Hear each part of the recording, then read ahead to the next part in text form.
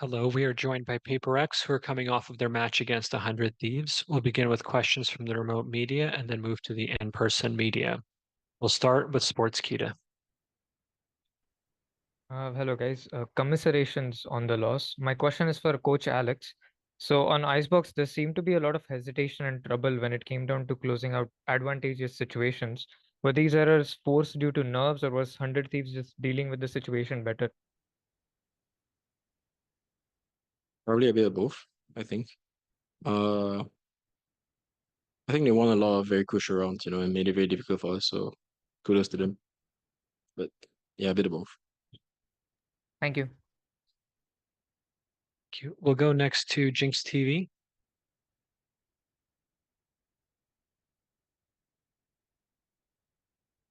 Rabia? Hello, can you hear me? Yes. Oh, sorry, my mic was not working. First of all, so sorry for the loss. Today, you guys played insane. My question is about the first round of the OT on Icebox. You guys had the man advantage. It was 2v1 against Bang. But something peaked, came forward to give him, and then Bang, it was 1v1 and Bang won the round. Do you think that overpeak kind of costed you the round and obviously the series there? I mean, he had to check if he got half, so it's pretty much nothing we could do. I mean, we could swing together, but he was on a bomb, so he could have gotten both anyway. I don't think it's his fault, you know. But maybe, I mean, we could have taken the ropes. We could have done that peak a lot better. But I mean, all in all, I think it was fine. I mean, he won with 0.28 or something like that. So it's just like if we manage to delay for like half a second more, we win. So Yeah, definitely. I do agree. I mean, in pressure situations, it's just we have to just work on it and see what it happens, right? yeah. Thank you pretty so much. much. You're welcome. Thank you. We'll go next to Strafe. Hi guys. First of all, I'd like to say sorry for the loss. It was a very close match between the two teams. So this question is for the players and not for the coach. I'm so sorry, Alex. No problem. So on the second half of Icebox, the team was left without any timeouts. So how do you five as players, like, how do you communicate through situations like this? How do you rally yourselves forward to push through? And eventually you were able to push the map into overtime. So what is the thought process and how does the communication work in such scenarios?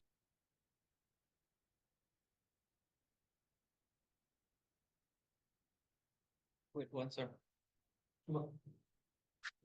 Yeah, sorry. Actually, I'm not sure.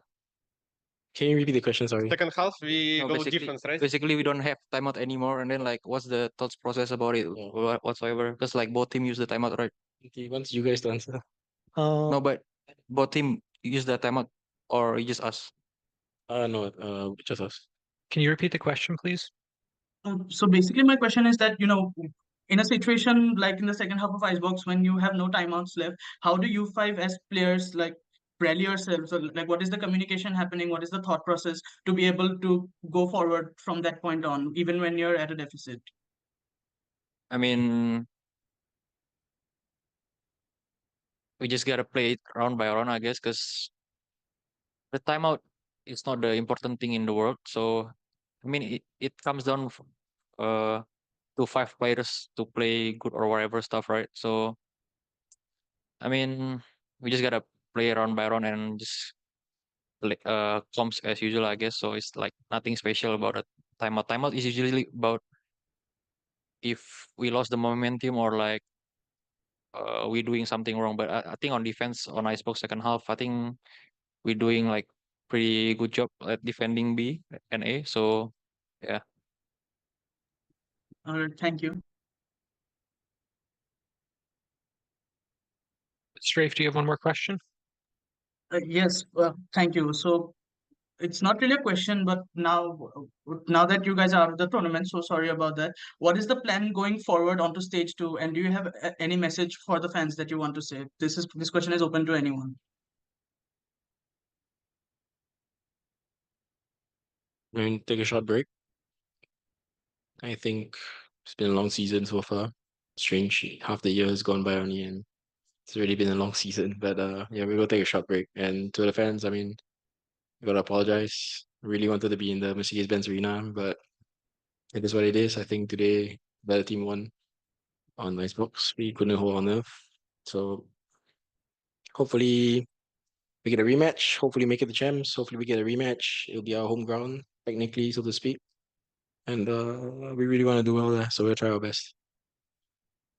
All right. Thank you so much, and all the best for stage 2. Thank you. We'll take questions from the room now.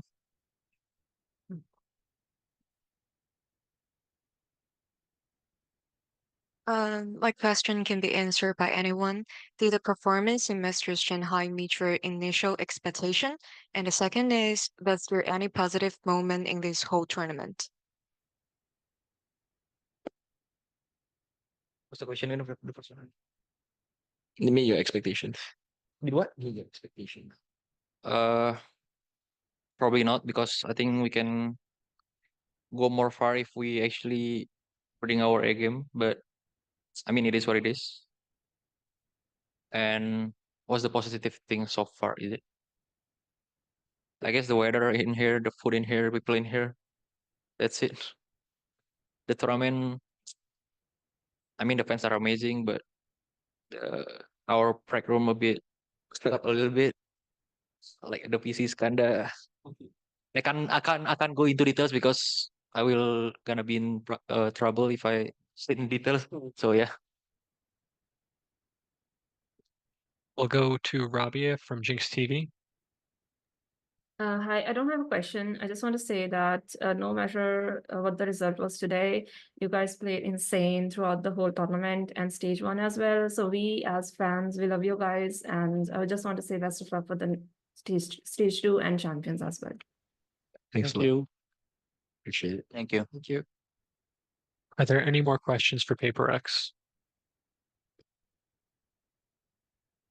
PaperX, thank you so much for taking the time to speak with us today. Thank you. That's all.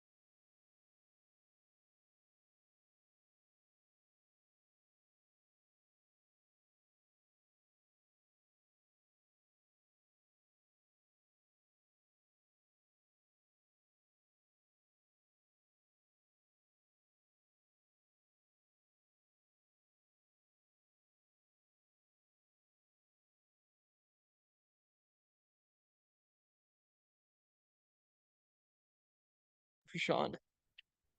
Saying, how did it feel clutching?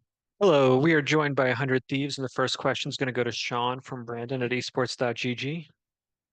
That's my first name. Like, Sean I know we were like, because I said, It's tight like that. Awesome. Hey, Thank you. Brandon, go ahead. Congratulations. Yep. Congratulations for the win, guys. Yeah, it does go to bang. Obviously, pretty important plays that you made. I'd just like to kind of get your thoughts on your mindset when those kind of rounds come down to just you. What's the team doing in terms of communication for you when you're all alone in those situations, and just kind of how does it play out in your head, before you make those plays? I think just the team just tells me what I need to know, like the information I need to know. Not really much though. Usually whenever you're in a 1v, whenever you're alone and the last one alive, they don't really talk too much. But anyway, can you repeat the second part of your question? Yeah, just kind of what your mindset is like going into those plays. How does it play out in your head before you make the actions that you make? Does it just kind of happen on the fly, or are you kind of processing things before you take those actions?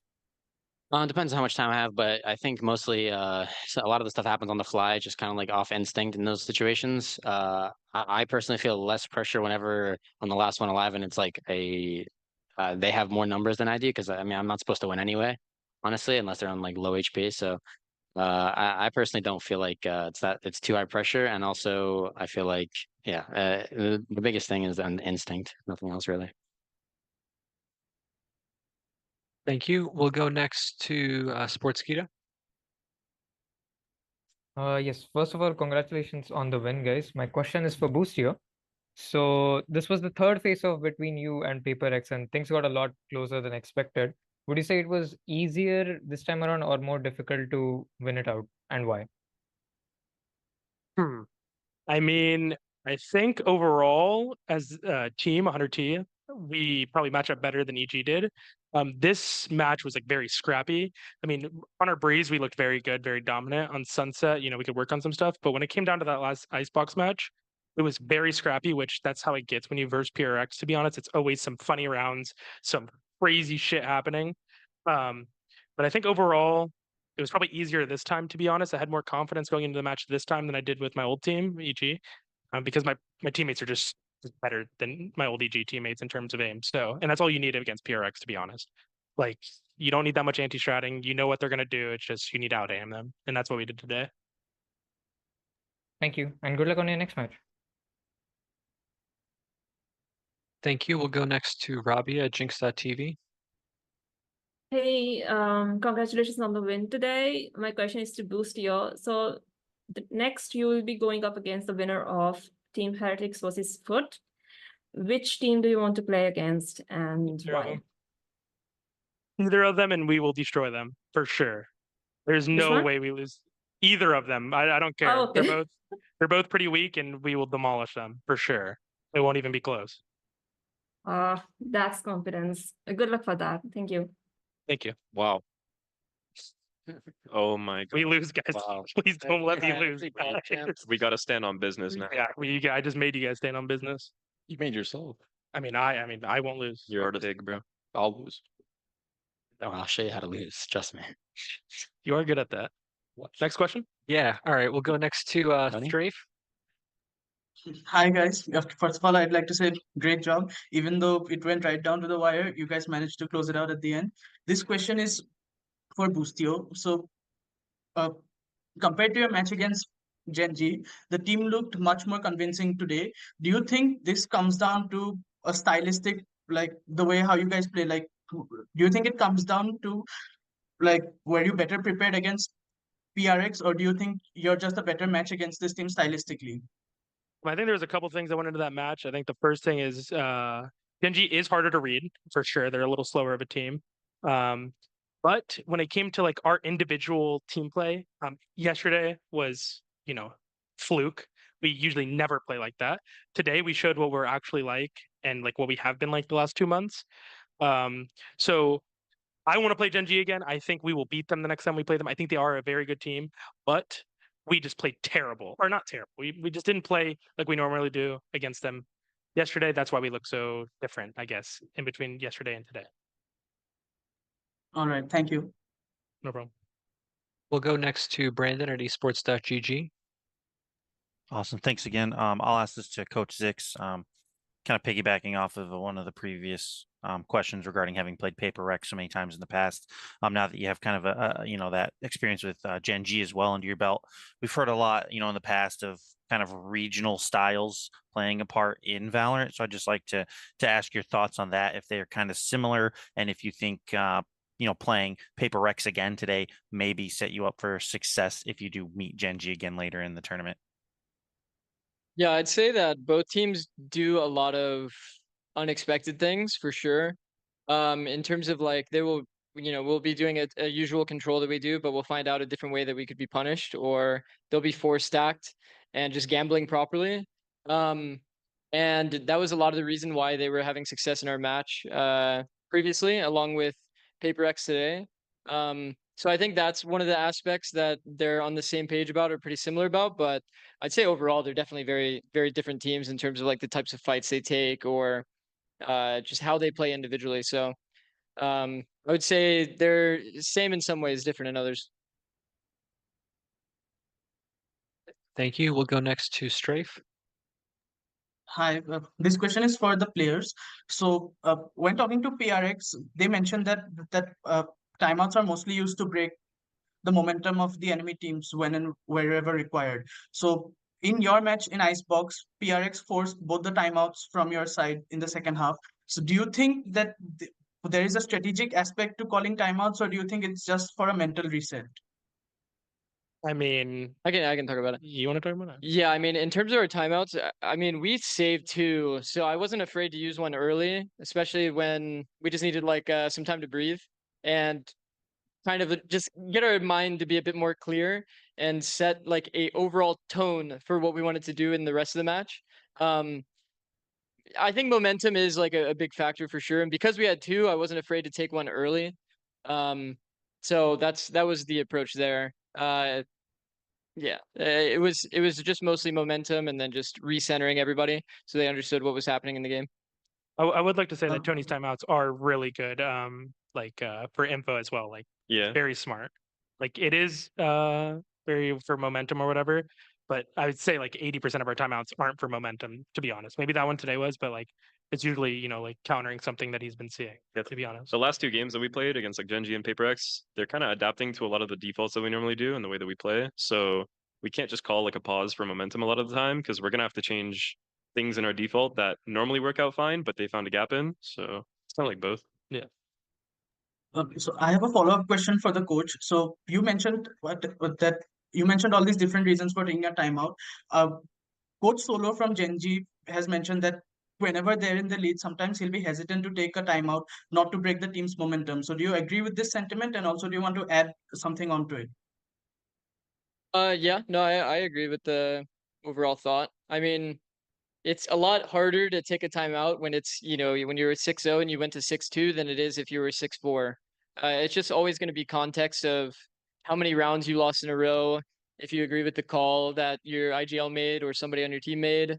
There's a lot of factors into it. But yeah, I mean, I agree with Solo's take. All right. Thank you so much, and all the best for your upcoming matchup.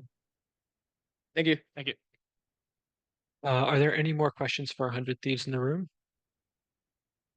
You guys are kind of taking a peek at this match right now between Heretics and Foot. Any thoughts or predictions on these 2 teams? Heretics comp looks pretty funny. Where? It's Heretics is using our composition here. Yeah. Oh yeah. But pick Bind. Foot changed their comp to Gecko. Yeah. Yeah, I'd noticed that as But pick Bind. I'd love to play Bind against these teams. Yeah. I'd love. Foot griefed that pistol round horrendously, Yeah, I saw and I that. audibly gasped. I lost the 4v2, right? I will But say, Heretics also was griefing that pistol because Boo just missed a point blank shorty shot. Nice. I will say there's a lot of parallels with our bind with EG's Fracture last year. And it's funny because what happened a lot with Fracture last year was people started trying to copy our comp. And when we play against teams that try to copy our comp, it always is just the funniest thing to see our execs happening to us.